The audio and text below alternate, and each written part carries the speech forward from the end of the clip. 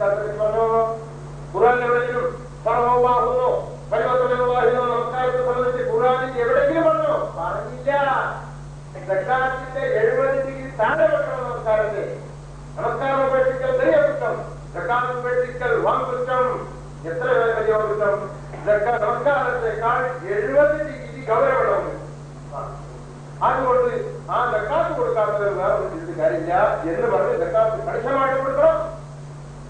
സക്കാത്ത് എല്ലാവർക്കും കൊടുക്കണം, അവർക്ക് സ്വസ്ഥ കൊടുക്കണം എന്ന് പറഞ്ഞ എത്രയോ ആയത്തുകൾ, 80 ആയത്തുകൾ ഖുർആനിലുള്ളതായിരിക്കെ ഒരൊറ്റ സ്ഥലത്തെങ്കിലും അള്ളാഹു പറഞ്ഞോ അത് മുസ്ലിമീങ്ങളിലുള്ള അവർക്ക് കൊടുക്കണമെന്ന് ഖുർആൻ പറഞ്ഞോ? പറഞ്ഞില്ല.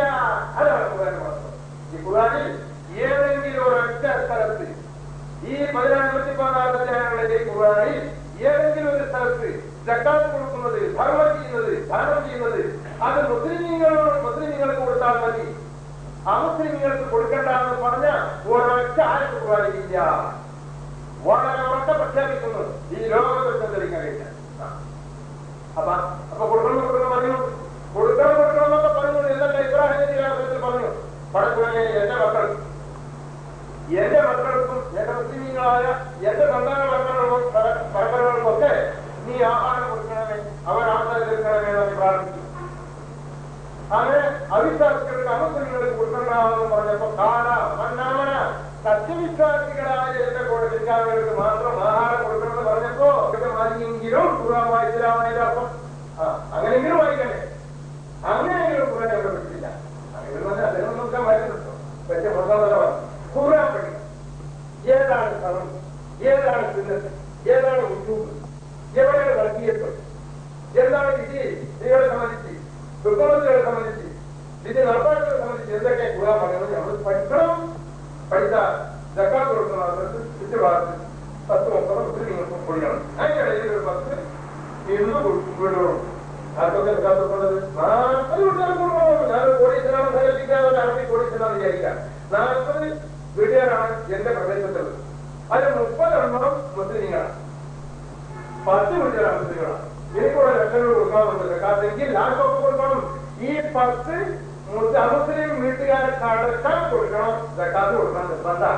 അത് മുസ്ലിങ്ങൾക്ക് കൊടുത്തു അടിയിടാൻ പാടില്ല. മുസ്ലിമും മുസ്ലിം ഒരുപോലെ ജയിക്കാൻ പോകുന്നതാണ്. പിന്നെ ഇമാമയെ അല്ലേ നിക്കറിനോട് കേട്ടോ, ഇമാമനെ അതൊക്കെ അവസ്ഥ ഇവിടെ ഇബ്രാഹിം നബിയോട് കൂടി പറഞ്ഞിരിക്കണം. കാഫിറിന് പോയി കൊടുക്കണം പറയും.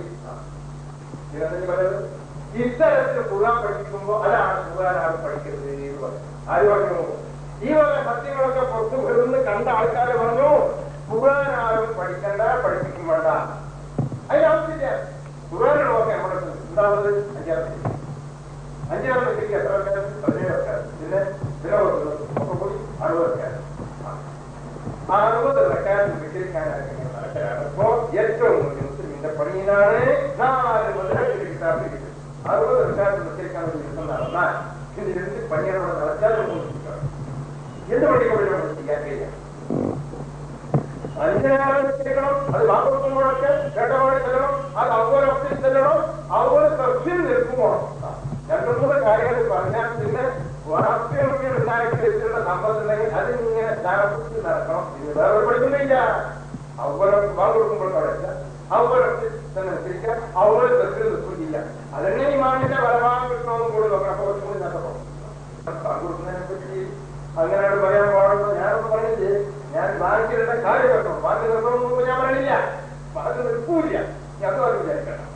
ബാക്കി ചിർക്ക് 7000 കൊല്ലം തുടക്കം മുമ്പുള്ള ചിർക്ക് ഇവിടെ 1,000-ൽ പരം പ്രവാചകന്മാർ വന്നിട്ട് 7000 കൊല്ലം പ്രവർത്തിച്ചിട്ട് ചിർക്കിന്റെ പണി അന്നുള്ളതിന്റെ 100 കോടി മുസ്ലിമിലെ 90 കോടി ചിർക്കന്മാരാണ്. ആരാണ് ചോദിച്ചാൽ ഈ പറയുന്ന കാര്യങ്ങളിൽ നമുക്ക് ചിർക്കാണല്ലോ മനസ്സിലാവും. മറ്റുള്ളവരെ നമ്മളൊക്കെ മുന്തിയ കാര്യങ്ങൾ എന്ന് പറഞ്ഞ് വെറുതെ പറഞ്ഞാൽ പറയാം. കാര്യം കാണോ നമ്മളിപ്പോ ചെയ്യുന്നുണ്ടാ ബാബു 5-6 ഒരുപാട് ആളുകൾക്ക് അത് വേണ്ടാൻ വെച്ചത് എഴുതാൻ പറഞ്ഞു. ഇതേതായാലും നടക്കില്ല. ഇതേതായാലും നടക്കാത്ത കാര്യം. 5 നേരം പള്ളി പോവുക, 5 നേരം വെച്ചിരിക്കാതെ വരില്ല. അത് 5 നേരം വെച്ചിരിക്കാൻ മാത്രം 5 നേരം പള്ളിയിലും പോകണം. എല്ലാം ചെയ്യാം. ആ സുബഹിക്ക് അവരൊക്കെ പള്ളിയിലൊക്കെ എത്താന്ന് പറഞ്ഞാൽ അത് അത്ര നടക്കുന്ന കാര്യമില്ല. അത് ദുന്യാവിനെ അത് ഒപ്പിക്കാൻ കഴിയില്ല. അതുകൊണ്ട് സുബഹി ആദ്യം കണ്ടെത്താൻ ഇതിനകത്ത് പോയി ഏതായിരുന്നാലും അവസാന കാലത്ത് മരിക്കാൻ വരുമ്പോൾ സൗഭാഗ്യമാണ്. 100 കോടി ബാക്കി 10-20 കോടി കിട്ടല്ലോ. ഏതെങ്കിലും അവിടെ 100 കോടി നിസ്കാരക്കാരാണെന്ന് അവ പറഞ്ഞാൽ അതിൽ 10 കോടി കിട്ടാൻ മതിയോ? ഈ 100 കോടി കിട്ടണ്ടേ? അങ്ങനെ ചെയ്യാൻ നിഗ്രഹിക്കാൻ തുടങ്ങുമ്പോഴേക്കെന്നെ പ്രശ്നം കാരണം ശുദ്ധീകരണം. അതെന്നെ ശുദ്ധീകരണം പറഞ്ഞാൽ ശുദ്ധിയായിരിക്കൽ ചെറുത്താണ്. ഇതല്ല പറയാം. നിസ്കാരത്തിനെ പറ്റി പറയുമ്പോഴേക്ക് ചെറുക്കും ഭർമ്മം പോകും. നിസ്കാരം തന്നെ ഭർമ്മല്ല. എന്നിട്ട് നിസ്കാരത്തിൽ 18 ഭർമ്മം ഉണ്ടായിട്ടില്ല. നിസ്കാരത്തിന്റെ ഭർമ്മമില്ലാത്തവർക്ക് നിസ്കാരത്തിന് 18 ഭർമ്മം. അപ്പൊ നിസ്കാരം ഭർമ്മം പറയാൻ പാടില്ല. നിസ്കാരം ഉദ്രൂപെന്നുണ്ട്. അതിൽ മക്തൂബ്, ഖുർആന്റെ ഭാഷയിൽ മക്തൂബ് എന്ന് പറഞ്ഞു. നിയമമാക്കപ്പെട്ട ഒരു അനുഷ്ഠാന കർമ്മമാണ് നമസ്കാരം ചെയ്യണം. ഇതിലേക്ക് ആഗ്രഹമോ? ആഗ്രഹമില്ല. ഇതിലേക്ക് കണ്ടിക്കണോ? തൊടാൻ പാടില്ല. നിസ്കരിക്കുന്നത് ഓരോരുത്തരോട് അള്ളാഹു വിചാരിച്ച വ്യക്തിപരമായ കാര്യങ്ങളാണ്. അത് ഓരോരുത്തരും നിസ്കരിച്ചാൽ അവരെ നമ്മൾ നിസ്കരിക്കാത്തവനെ കൊണ്ട് മറ്റവരുടെ തറവാട്ടിൽ കൂടെ നഷ്ടമില്ല. അത് മനസ്സിലാക്കണം. നമ്മുടെ അയൽപക്കത്തുള്ള ആൾ നിസ്കരിച്ചില്ലെങ്കിൽ ഇവന്റെ തറവാട്ടിൽ കൂടെ നഷ്ടമില്ല.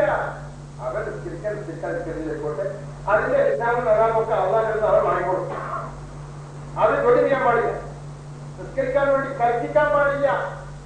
ഓരോ അവരെ മനസ്സിലാക്കി കുടുംബത്തിൽ പോയി പറഞ്ഞോളൂ. അത് നെല്ലിയോടെ പറഞ്ഞോളൂ എന്നാണ് നമ്മുടെ സുന്നത്താൻ.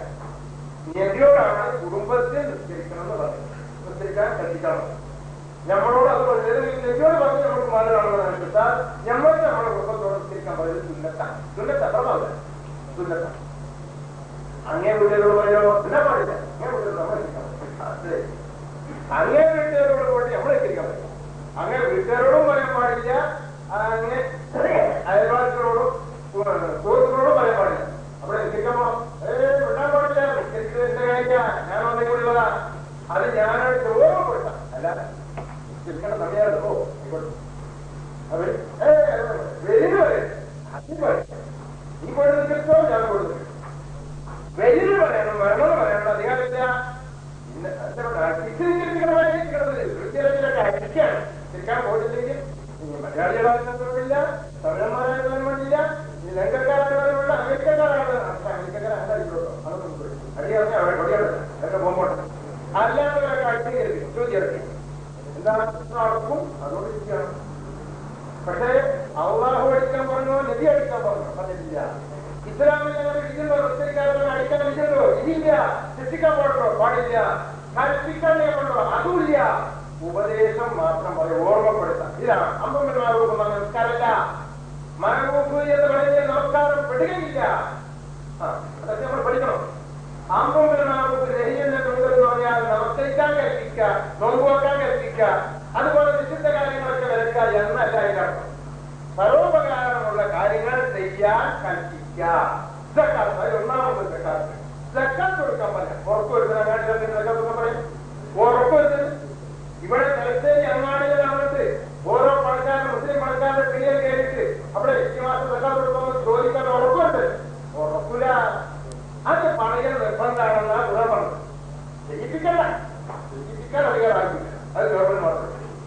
അപ്പൊ സക്കാത്തിന്റെ കാര്യം കൽപ്പിക്കാം. പരോപകാരപ്രദമായ കാര്യങ്ങൾ കൽപ്പിക്കാം.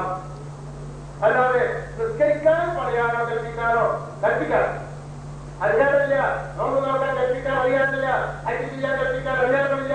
അതൊന്നും അമ്പന്മാർ ഉൾപ്പെട്ടതല്ല. ഇല്ല അവരില്ലായിരിക്കും. ഇല്ലാത്ത പേരില്ല അവരില്ലായിരിക്കും. അറൂഫ അവർ നിങ്ങളുടെ കുടുംബ ബന്ധുക്കൾക്ക്, ആദ്യത്തെ ബന്ധുക്കൾക്കൊക്കെ എന്തെങ്കിലും അറൂഫായ കാര്യങ്ങൾ ചെയ്തു കൊടുക്കാന്ന് പറഞ്ഞാൽ കുടുംബ ബന്ധുക്കൾക്കും ആദ്യത്തെ ബന്ധുക്കൾക്കൊക്കെ കുറെ നിസ്കരിച്ചു കൊടുക്കാനല്ല ഇതിനർത്ഥം. നിസ്കരിച്ചു നല്ല കാര്യങ്ങൾ ചെയ്യാന്ന് പറഞ്ഞാല് അവർക്ക് ഉപകാരമുള്ള എന്തെങ്കിലും കാര്യങ്ങളൊക്കെ സഹായിച്ചു കൊടുക്കുക. വീട് കെട്ടിയില്ലെങ്കിൽ വീട് കെട്ടാൻ സഹായിക്കുക. മക്കളെ കഴിപ്പിക്കാണെങ്കിൽ അതിന് സഹായിക്കുക. പട്ടി നിൽക്കുക. ഇങ്ങനത്തെ മനറൂപ്പ് ചെയ്തു കൊടുക്കുക എന്നാണ് അല്ലാഹു പറയുന്നത്. ഇന്നല്ലാതെ വിസ്തരിക്കാൻ ആദർശത്തിലൊക്കെ വിസ്തരിച്ചു കൊടുക്കാൻ എന്നുള്ളതല്ല. അപ്പൊ അമ്രുമിൽ മഅറൂഫ് എന്ന് പറഞ്ഞ് നമസ്കാരപ്പെടുകയില്ല. ഒരു പ്രധാന പോയിന്റായിട്ട് മനസ്സിലാക്കും. അമ്രുമിൽ മഅറൂഫ് നഹ്യുൽ മുൻകർ നിർബന്ധമാണെന്ന് ഖുർആൻ പറയുന്നത്. എന്താ സംഗതി? വിസ്തരിക്കാൻ നോക്കാൻ അഞ്ചാൻ പാടില്ല. സാമൂഹ്യ പ്രാധാന്യമാണ്. ഗുണമായ കാര്യങ്ങൾ ചെയ്യാൻ വേണ്ടി നമ്മൾ ശ്രമിക്കുക, ചെയ്യാൻ മറ്റുള്ളവരോട് പറയുക, കൽപ്പിക്കുന്നില്ല. അപ്പോ ജബരീയമാർക്കൊരു ഒന്നും ശരിയല്ല. നമ്മളോട് പറയണ എന്താ, എല്ലാവരോടും പറയാൻ പറ്റുമെങ്കിൽ സക്കാത്ത് കൊടുക്കണം പറയാൻ പറ്റുമോ? എല്ലാവർക്കും പഠിക്കാം. അത് സക്കാത്ത് കൊടുക്കണം എന്ന് പറഞ്ഞാൽ മുഖം കറക്കും എന്ന് പറയാൻ പെടട്ടെ. എന്താ സക്കാത്ത് കൊടുക്കണം എന്ന് പറഞ്ഞാൽ ഉള്ള രോഗ്യം പോകും വേണ്ട. പിന്നെ നിൽക്കണം വേണം കേട്ട.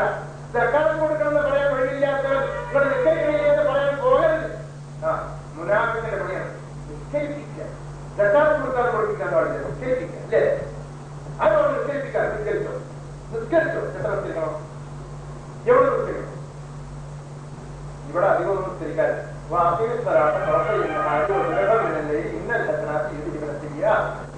പകലിന്റെ രണ്ടറ്റത്ത് നമസ്കരിക്കുക, രാത്രിയുടെ ആദ്യ ഭാഗങ്ങളിൽ നമസ്കരിക്കുക. ഇതാണ് അള്ളാഹു നമസ്കാരത്തെ സംബന്ധിച്ച് കൃത്യമാക്കി പറഞ്ഞു തന്ന 3 സമയമാണ്. പകലിന്റെ രണ്ടറ്റത്ത് രാത്രിയുടെ ആദ്യ ഭാഗങ്ങളിലാണ് നിസ്കരിച്ചത്.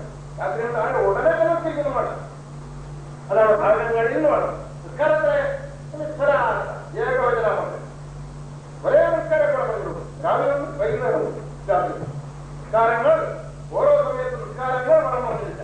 ഓരോ സമയത്തും നിസ്കാരം വേണമെന്നേ പറഞ്ഞു. അപ്പൊ ഓരോ നമസ്കരിച്ച പൂർത്തിയായി.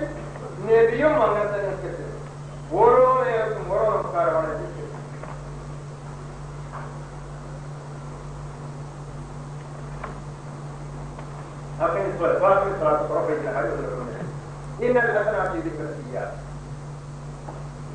അങ്ങനെ ഈ പറയപ്പെട്ട 3 നേരത്തിലുള്ള നമസ്കാരം ഈ 2 റക്അത്ത് മാത്രമേ ഉള്ളൂ. ഈ 2 റക്അത്ത് നമസ്കരിക്കാനേ ഉപകാരിച്ചു. അതിന് തെളിവുകളൊക്കെ ഇഷ്ടം പോലെ എല്ലാ ചേർത്തുകൊണ്ടും പറഞ്ഞുകൊണ്ടും നമസ്കാരത്തിന്റെ ക്രമങ്ങളും ഒക്കെ വിരിച്ചുകൊണ്ട് ഗ്രന്ഥങ്ങൾ മുഴുവനുള്ള സ്റ്റോകൾ എല്ലാം വായി പഠിക്കാം. ആദ്യത്തെ നമ്പറൊക്കെ കൊടുക്കണം. ഞാനിപ്പോ നിങ്ങൾ ശ്രദ്ധയിൽപ്പെടുത്താൻ വേണ്ടി ചില പോയാലും മാത്രമേ ഇരിക്കുന്നു. അപ്പൊ 3 സമയത്തായിട്ട് നിസ്കരിക്കുക. എത്ര റക്അത്ത് നിസ്കരിക്കുക? ഈ 2 റക്അത്ത് നിസ്കരിക്കുക. 3 സമയത്തായിട്ട് 7 റക്അത്ത്. രാവിലെ വൈകുന്നേരം രാത്രി എപ്പോ കിടക്കുന്നതിന് മുമ്പായിട്ട് നിസ്കരിക്കാം. രാത്രി എപ്പോഴും കേറില്ല, പക്ഷെ കിടക്കുന്നതിന് മുമ്പ് മതി. ആ പണിത്തിരക്കിന്റെ ഇടയിൽ കൂടി ചെയ്യരുത്. വൈലാഭാഗത്തെ നിന്റെ പണിയൊക്കെ കഴിഞ്ഞതിന് ശേഷം പ്രാർത്ഥനയിലേക്കാണ് നോക്കാം. അല്ലാതെ പണിന്റെ ഇടയിൽ നിസ്കരിച്ചാൽ പണി തരും. അപ്പൊ രാവിലെ ഒരു നമസ്കാരം. എത്ര നമസ്കാരം? രാവിലെ നിസ്കരിക്കാം. എപ്പോ? അതാണ് രാവിലെ എപ്പോ നിസ്കരിക്കാന്നതാണ്. രാവിലെ വെയിൽ ഉദിച്ചിട്ട് 7-8 മണിക്ക് ദിനചര്യയൊക്കെ കഴിഞ്ഞ് 9 മണിയോട് കൂടി സുഖമായിട്ട് 2 റക്അത്ത് നമസ്കരിച്ചാൽ അത് നടക്കുന്ന കാര്യമാണ്. അതിനാണ് പറഞ്ഞത്. സൂര്യോദയത്തിന് മുമ്പ് നമസ്കരിക്കണമെന്ന് കൽപ്പിച്ച ഓരോറ്റ ആഴ്ച പുരാനിക്കണം. ഇതൊക്കെ നിങ്ങൾ ശ്രദ്ധിക്കണം.